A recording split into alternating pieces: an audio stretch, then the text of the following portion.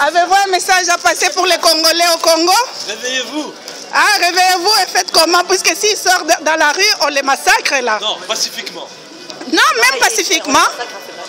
Mais apparemment en Égypte, ils ont résisté même au char.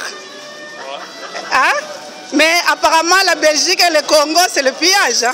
Chez nous. Vous ne dites rien? Mais où va l'argent qu'on vole au Congo? Les Louis Michel, où est-ce qu'ils mettent leur argent? Il faut demander à lui. Hein. Ah. La question, c'est là. Il faut lui poser la question à lui. Mais son... Michel, elle À lui, Michel, c'est pas lui, Michel. Demande Karim, il a mis son argent pognon, celui-là, ça va. Karim! Mais j'ai suivi hier à la télévision, ils cherchaient 3 milliards pour la Belgique.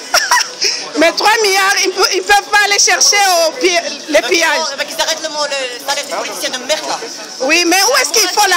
Les politiciens, Ils enlèvent leur salaire aux politiciens. parce qu'il y a trop de politiciens pour un tout petit pays. On a que les politiciens qui foutent la paix aux Il est gens. peut-être un peu temps de prendre l'argent là où il est. Mais oui, Et puis surtout. de les taxer. Mais, Il est peut-être temps de taxer les bonnes personnes. oui, mais moi je veux dire, puisque moi je suis belge, mais je suis d'origine congolaise. Avant, on se disait, le Louis Michel, ça pille le Congo, ça donne dans la caisse belge, mais apparemment la caisse est vide. Ah, la caisse est vide ici aussi. Mais où va cet argent? Vous ne pouvez pas leur demander à notre place aussi? Comme ça... On veut bien essayer, mais déjà, où va notre argent? Ah, mais vous, Déjà, on répond déjà pas à nous. mais vous savez qu'à un moment donné, on avait escroqué la Belgique en disant qu'on a versé l'argent au Congo. Or, le Congo est riche et n'a pas besoin de cet argent. Hein?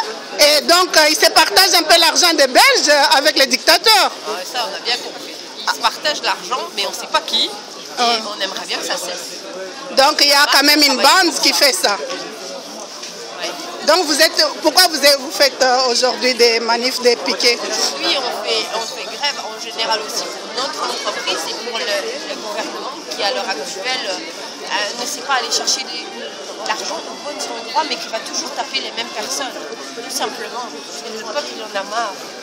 Et votre entreprise, c'est quoi? L'hôtel Métropole. L'hôtel Métropole. Ah, vous êtes de l'hôtel Métropole? L'hôtel Métropole, exactement. Ah, donc c'est la grève des hôteliers. Non, c'est la grève générale La nationale. grève générale nationale. Moi, je suis chimiste, je ne travaille pas à l'hôtel Métropole.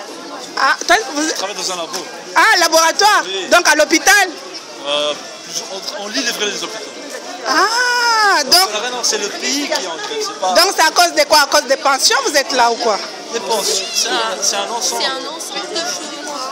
Oui. Évidemment, vous imaginez que bientôt on va venir en chaise roulante travailler. Les personnes d'un certain âge, vous imaginez une femme de chambre aujourd'hui qui doit faire entre 17 et 20 chambres, elle va travailler à 67 ans. Comment est-ce qu'elle va savoir faire ça? La réalité, elle est là sur le terrain, mais ces gens-là, ils ne savent pas la réalité, ils ne connaissent pas la réalité, ils connaissent leur réalité, qui est une réalité où ils n'auront pas à s'inquiéter de ça. Ils touchent à plusieurs endroits, plusieurs salaires qui ne sont pas taxables pour la plupart. Est-ce que c'est pas mieux qu'ils viennent aussi essayer un peu qu'est-ce que c'est être femme de chambre pour savoir ce qui se passe? Mais ils ne le feront jamais, parce que la réalité, ça ne les intéresse pas.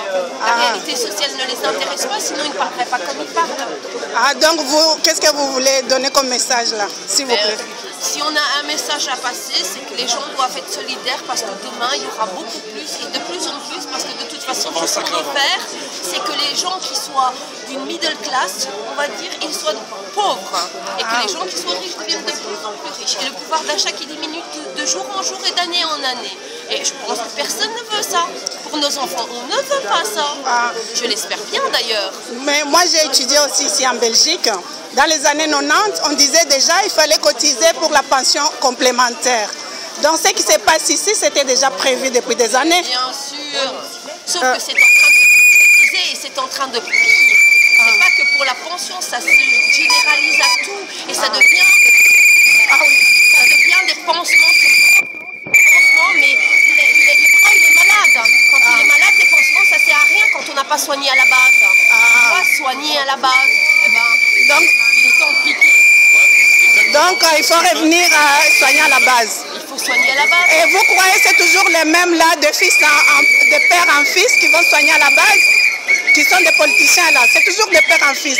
Comme on voit Louis Michel maintenant, c'est son fils. Nos politiques ne se renouvellent pas. Et c'est bien dommage s'il n'y a pas de sang frais. C'est toujours la même idéologie qui se perpète.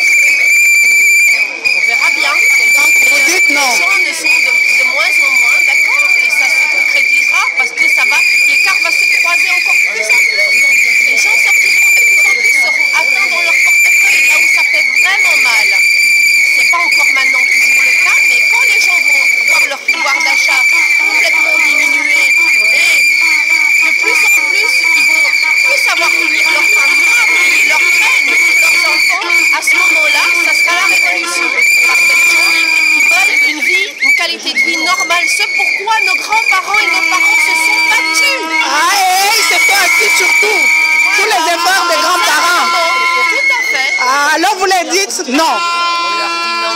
Ah, ok, merci beaucoup, madame.